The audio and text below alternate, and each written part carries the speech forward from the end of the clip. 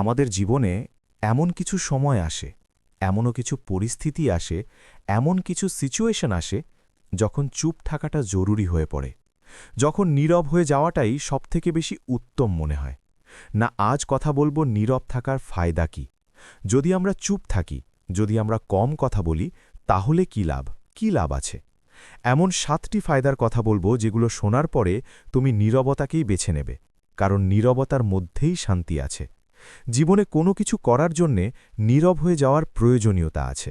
দেখো, দিন শেষে তুমি তো এটা মানো যে সকলকে সবকিছু বোঝানোর প্রয়োজন নেই। তুমি তো এটা জানো, যারা বুঝতে চায় না তাদেরকে বোঝাতে যাওয়া বৃথা চেষ্টা ছাড়া কিছুই নয়। তুমি তো এটা জানো যে যারা শুনতে চায় না তাদেরকে বারবার শোনাতে যাওয়া নিজের বোকামি ছাড়া আর কিছুই নয়। পরিস্থিতি সিচুয়েশন কখনো কখনো আমাদেরকে নীরব হয়ে যেতে বাধ্য করে, আর সেই মুহূর্তে নীরবতার গুরুত্ব বোঝা যায় যখন নীরবতার মধ্যেই শান্তি খুঁজে পাওয়া যায়। আর সত্যি, নীরবতার মধ্যে একটা অন্যরকম শান্তি আছে। চুপ থাকার মধ্যেও কিছু গুরুত্বপূর্ণ ফায়দা আছে। জানতে ইচ্ছা করছে না যে চুপ থাকলে কি লাভ হবে? যদি আমরা নীরব থাকি, যদি আমরা কম কথা বলি, তাহলে কি লাভ হবে? জানতে ইচ্ছা করছে না?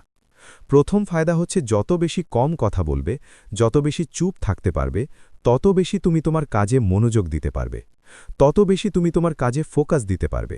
কারণ তুমি যত বেশি কথা বলো, তত বেশি তোমার এনার্জি ব্যয় হয়। আর যত বেশি তোমার এনার্জি ব্যয় হবে, তত তোমার ফোকাস কমে যাবে, আর ভুল করার প্রবণতা বৃদ্ধি পাবে। কিন্তু এর অপর ক্ষেত্রে যদি আমরা চুপ থাকি, যদি আমরা অন্যদের সামনে নিজের মুখ সবসময় না খুলি, তাহলে আমাদের এনার্জি মেনটেন রাখাটা অনেক সহজ হয়ে যায়। আমরা খুব দ্রুত, অনেক সহজে সঠিক সিদ্ধান্তে পৌঁছাতে পারি।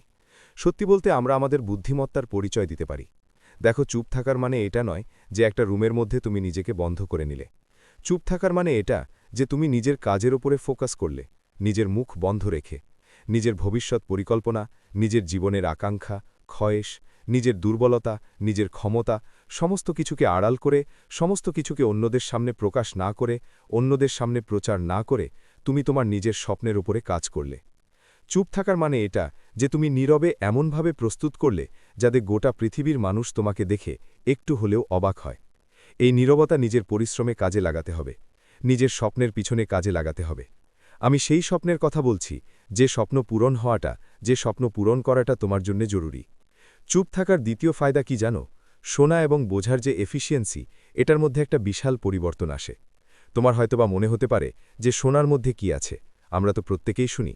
কিন্তু শোনা এবং মনোযোগ দিয়ে শোনা, এই দুটির মধ্যে পার্থক্য তো আছে। কখনো কখনো আমরা দেখি যে সামনের মানুষটি আমাদেরকে কিছু বোঝাতে চায়, কিন্তু আমরা তার কথার মধ্যে আরও বেশি কথা বাড়িয়ে ফেলি, নাকি তার কথা শোনার চেষ্টা করি। কিন্তু তখন যদি আমরা নিজের মুখে লাগাম রেখে, যদি একটু চুপ থেকে সেই কথায় গুরুত্ব আরোপ করি, তাহলে সিচুয়েশনকে বোঝা আমাদের জন্য অনেক বেশি সহজ হয়ে যাবে। পরিস্থিতি, তার ভাবমূর্তি, তার কথার মধ্যে কি সে বোঝাতে চায়, কি সে প্রকাশ করতে চায়, সেটা আমাদের কাছে অনেক বেশি ক্লিয়ার হয়ে যায়।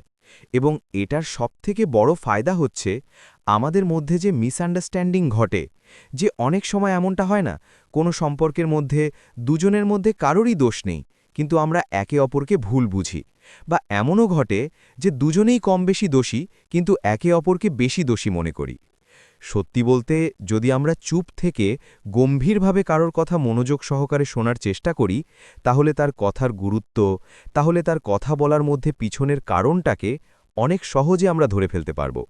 আর এটার মাধ্যমে আমরা আমাদের জীবনে কম ঠকব। এটার মাধ্যমে আমরা আমাদের জীবনে অন্যের কথার জালে কম ফাঁসব। যখন আমরা কারোর কথা নিজের মুখ বন্ধ রেখে, নিজের মস্তিষ্ক খোলা রেখে চুপ থেকে শোনার চেষ্টা করি, তখন আমরা তার কথাকে সহজে, অনেক দ্রুত, অনেক ভালোভাবে বুঝতে পারি। এবং বোঝাটা জরুরি, নিজের দ্বারা হয়ে যাওয়া ভুলগুলোকে কমানোর জন্য।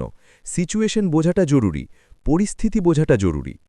চুপ থাকার তৃতীয় ফায়দা হচ্ছে, যারা প্রকৃত অর্থে চুপ থাকে তারা ইমোশনালি, মেন্টালি এবং স্পিরিচুয়ালি অনেক বেশি শান্ত প্রকৃতির হয়ে যায়। দেখো, তুমি নিজেও জানো যে শান্তি কতটা প্রয়োজনীয়, শান্তি কতটা গুরুত্বপূর্ণ।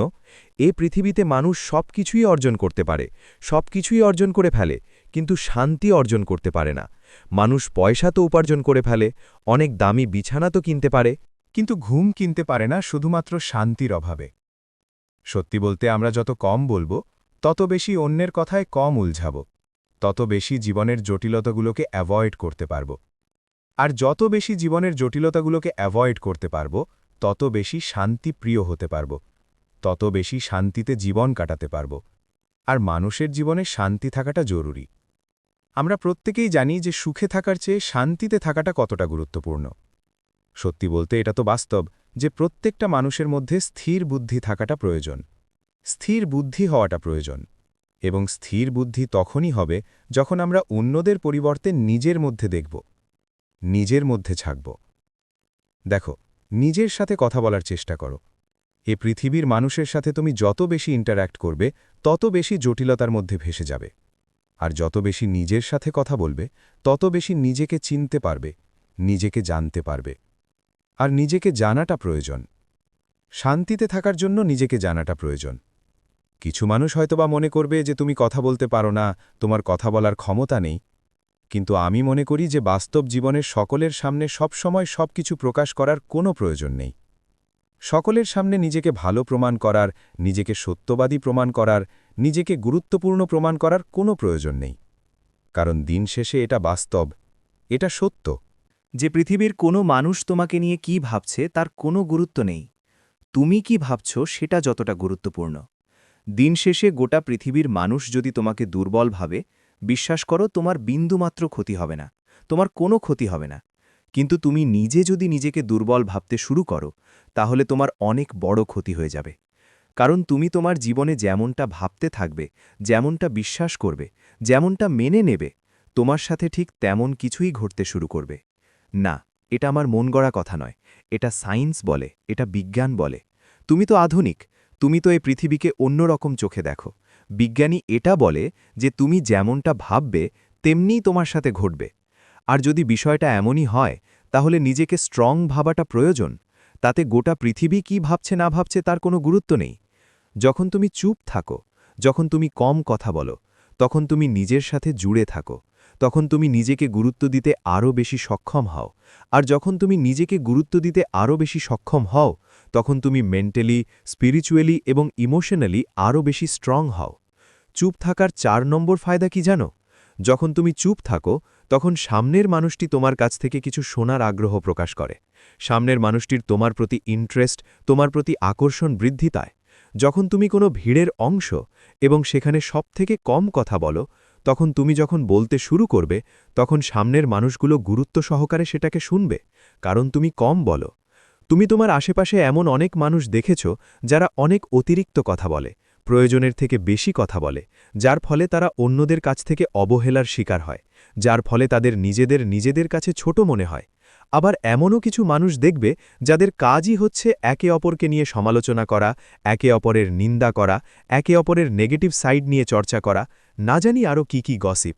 কিন্তু তুমি যদি এই সকল মানুষের অন্তর্ভুক্ত না হও, যদি তুমি সত্যি একটু নীরব প্রকৃতির হয়ে থাকো বা নীরব প্রকৃতির তৈরি করার চেষ্টা করো, তাহলে দেখবে তুমি যখন কম বলবে, একটু মিষ্টি বলবে, তখন মানুষ তোমাকে শুনতে আরও বেশি পছন্দ করবে। আর যখন তোমার কথাগুলো মানুষ মনোযোগ সহকারে শুনবে, তখন তোমার কথাই গুরুত্ব আরোপ করবে। আর যখন তোমার কথাই অন্যরা গুরুত্ব আরোপ করবে, তখন তোমার বোঝানোটা বা তখন তোমার বোঝানোর ক্যাপাবিলিটি অনেক বেশি বৃদ্ধি পাবে। তুমি দেখবে এ পৃথিবীর বড় পজিশনে থাকা মানুষগুলো একটু কমই কথা বলে। তারা প্রয়োজনে বলে, প্রয়োজন না হলে বলে না। তারা কিছু বলার আগে নিজেকে প্রশ্ন করে যে এখানে আমার বলা উচিত কি নয়। যদি সত্যি উচিত মনে হয় তাহলে বলে, আর যদি অনুচিত মনে হয় তাহলে বলে না। কারণ কখনো কখনো না বলার মধ্যেই অনেক বলা হয়ে যায়, কখনো কখনো না বলার মধ্যেই সবথেকে বেশি ফায়দা রয়ে যায়। তুমি দেখবে এমন অনেক সিচুয়েশন আসে আমাদের জীবনে, যে সিচুয়েশনে আমরা বললে যতটা ফায়দা হতো, না বলে তার থেকে বেশি ফায়দা হয়। চুপ থাকার ৫ নম্বর ফায়দা কি জানো? তুমি চুপ থেকে অন্যদেরকে মোটিভেট করতে পারো। এখন মনে হচ্ছে যে চুপ থেকে কিভাবে মোটিভেট করতে পারবো? নীরবতার মাধ্যমে কি অন্যদেরকে মোটিভেট করা সম্ভব? না, বিষয়টা এমন নয়। কিন্তু নীরবতা অবলম্বন করে নিজের কাজে গুরুত্ব দিয়ে নিজের সফলতাকে দ্রুত হাসিল করা সম্ভব, নিজের লক্ষ্যে দ্রুত পৌঁছানো সম্ভব, নিজের উদ্দেশ্য দ্রুত পূরণ করা সম্ভব। যখন তুমি গোটা পৃথিবীর নেগেটিভ সাইড থেকে দূরে থেকে চুপচাপ নিজের কাজে গুরুত্ব আরোপ করবে, নিজের কাজে ফোকাস করবে এবং কাজ করবে গোপনে, তখন তুমি তোমার লক্ষ্য পূরণে অনেক দ্রুত সফল হবে। তখন তুমি তোমার লক্ষ্যে অনেক দ্রুত পৌঁছে যাবে এবং অনেকেই এমনটা ট্রাই করেছে, তারা সফল হয়েছে। একটা কথা আমাদের মনে রাখা প্রয়োজন যে মানুষ শুনতে নয় বরং দেখতে বেশি পছন্দ করে। যখন আমরা নিজের কাজ দেখাতে চাইব, যখন আমরা নিজের কাজ দেখাতে পারব, তখন দেখবে যে মানুষ এমনি থেকেই সম্মান করছে, এমনি থেকেই গুরুত্ব দিচ্ছে, গুরুত্ব আরোপ করছে। সত্যি বলছি, তুমি যখন তোমার ফিল্ডের বাদশ হয়ে যাবে, যখন তুমি কোনো বিষয়ে এক্সপার্ট হয়ে যাবে, তখন মানুষ তোমার কাছ থেকে শিখতে আসবে এবং তুমি আরও বেশি সম্মান পেতে শুরু করবে। এবং সত্যি বলতে এগুলোর মাধ্যমে লোক তোমার থেকে আরও বেশি মোটিভেট হবে, কারণ তুমি প্র্যাকটিক্যালি নিজের জীবনে কিছু করে দেখিয়েছ। আবারও বলছি, চুপ থাকার মাধ্যমে নিজের লক্ষ্যে দ্রুত পৌঁছানো যায়। চুপ থাকার মাধ্যমে নেগেটিভ সাইড থেকে দূরে থাকা যায়, নেগেটিভ কথাবার্তা থেকে দূরে থাকা যায়, নেগেটিভ সমাজ, নেগেটিভ এনভায়রনমেন্ট থেকে নিজেকে দূরে রাখা যায়। আর এটাই আমাদেরকে দ্রুত সফলতার গন্তব্যে পৌঁছে দেয়।